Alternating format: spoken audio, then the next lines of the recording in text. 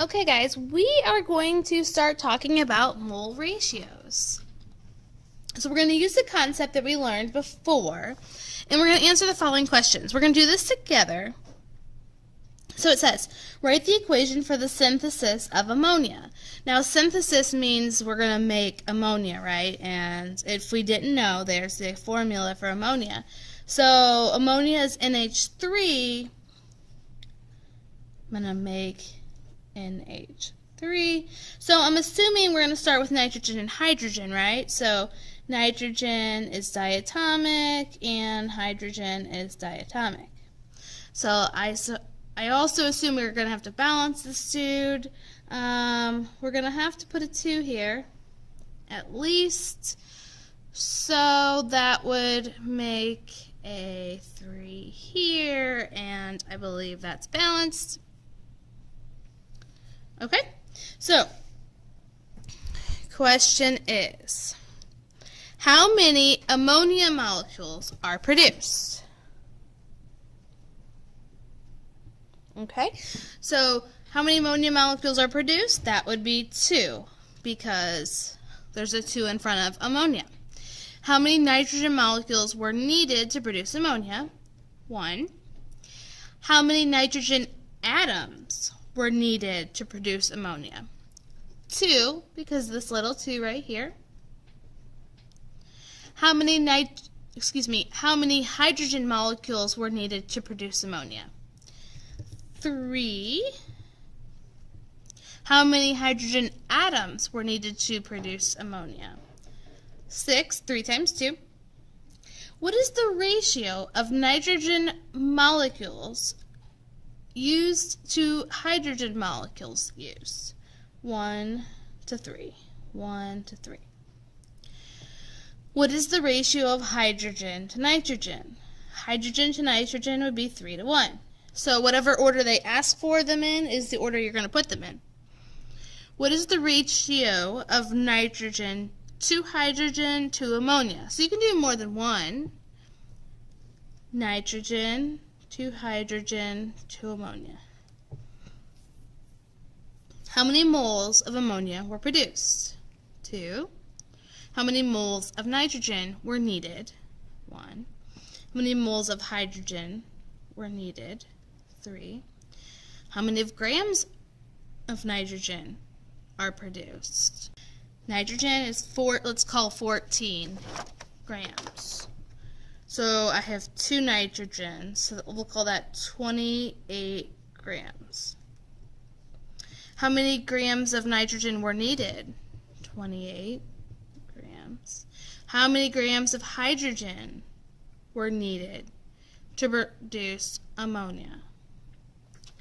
How many grams of hydrogen? So hydrogen is, we'll call that 1, okay? 6. Okay, so we're done analyzing this equation.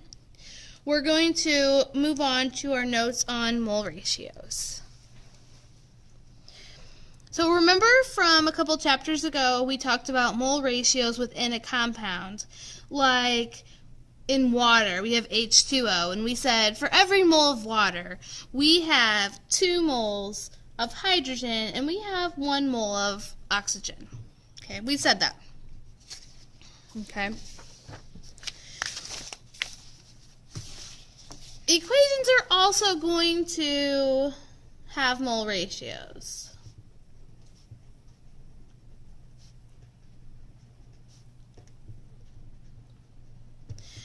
Okay, so here's an example. We have aluminum plus bromine, and that's going to make aluminum bromide. So write out all the possible mole ratios for this.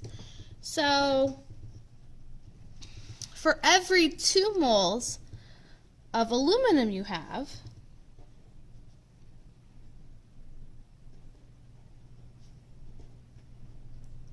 you need 3 moles of bromine. For every 3 moles of bromine, you need 2 moles of aluminum. For every mole ratio, there's an opposite. Okay? For every 2 moles of aluminum, you can make 2 moles of aluminum bromide. For every 2 moles of aluminum bromide you make, you will need 2 moles of aluminum. And for every 3 moles of bromine, you're going to make 2 moles of aluminum bromide. And for every, I'm going to go over here, 2 moles of aluminum bromide I make, I'm going to need 3 moles of bromine. Okay? So those are all our possible mole ratios.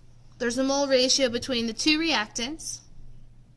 There's a mole ratio between each reactant and each product. In this case, there's only 1 product. Okay? You're going to have some practice problems here. You're going to do 2 practice problems with that. And then I'll show you the next video for the next section. Thanks.